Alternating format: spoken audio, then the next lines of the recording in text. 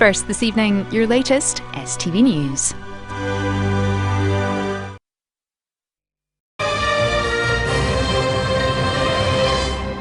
This is the STV News Good Evening. Scotland is in a fragile position and COVID restrictions could go either way. That's the warning from the country's National Clinical Director as 860 new cases were reported in the last 24 hours. Jason Leach stressed the public should enjoy the easing of lockdown as Glasgow moved to level 2 today, but to be careful, as Ivana Holland reports. Some much needed time with friends and the freedom to enjoy a drink with it. Glasgow finally said goodbye to the tightest restrictions in the UK after moving to level 2 following 8 long months. Those out and about were delighted to see the rule changes in action. It's been really nice just to go out and have a drink. Like, we've been trying to go to beer gardens, so to actually be inside, especially when it's raining, it's been really nice. It's a little bit like being in hibernation for 18 months and then suddenly emerging back out into the sunlight. It's terrific. So obviously mental health is a huge issue if you're indoors all the time, so being able to meet with friends and just chat. Oh, it's fantastic. We've waited, a year and a half since we came out for a pint together, so it's brilliant.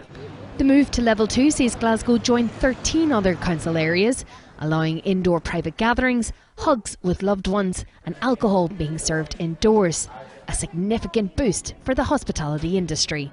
It's exciting, it's really, there's no fear involved, it's just excitement. It's good, it's been a long time, so this is why we do what we do, is to have people here, so it's been a long slog not having anyone indoors, so it's been sad. There was a return to even more normality as 15 local authorities dropped to level 1, healing the return of soft play areas. 8 people from 3 households can gather inside and up to 100 people can attend weddings and funerals. But for this small business, they want better guidance on reopening. Oh, it's hugely significant for soft play. A lot of places are not opening until Monday, purely because we've not really had any guidance on how we can open our soft play areas. But what we've done is we've taken what we're allowed to do for the coffee shop and adapted it for our play frame. Case numbers are a concern though, and experts are adamant a third wave has begun. I think we're in a fragile position. We're at a moment where it could go either way. We're definitely entering a third wave, and the scale of that third wave will depend on what happens next, with variants, vaccines and human behaviour. That behaviour will dictate whether a move to level 1 for the remaining areas will be allowed in the coming weeks, or if we'll face further delays. Ivana Holland, STV News. A 53-year-old man will appear in court next week, charged in connection with the death of another man in Glasgow. Rahul Thakur, who was 48, died after a fire ripped through a flat on McCulloch Street in Pollokshields last Tuesday. Meanwhile, a 30-year-old man has been arrested and charged in connection with the death of a woman in Glasgow's West End. The body of 67-year-old Esther Brown was discovered in a flat on West Princes Street in Woodlands on Tuesday. The man is due to appear at Glasgow Sheriff Court on Monday. Free school meals will be offered to children in primaries 4 and 5 in the new school year. Primary 4s will be offered free meals from August, while primary 5 pupils will receive theirs from January. The free lunch policy will provide meals to an additional 90,000 children. Football, and Scotland head coach Steve Clarke says he agrees with his former mentor Jose Mourinho that his side can make the knockout stages of the Euros. Clarke says the top coach has seen the quality in the squad and believes they can make it out of the group stage. Scotland play a final friendly against Luxembourg tomorrow ahead of their Euros opener against the Czech Republic at Hampden. There's a good chance that we can come out of the group, but we have to make sure that we get our preparations right. We have to make sure that we get everything right on the day when we play those games, and we have to get the points required to get to the next stage. In rugby, Edinburgh in action against Ulster this evening in the Rainbow Cup in their penultimate match of the season. Currently the score is 12-31 to Ulster. Meanwhile, Glasgow saw off Pro 14 champions Leinster at home last night in their final game of the season, beating the Irish side 15-12.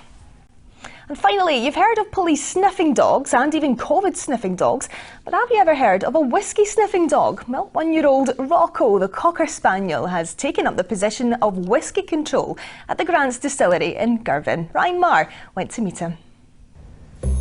On the surface, he may just look like your ordinary family pet. But this dog has a special talent up his nose.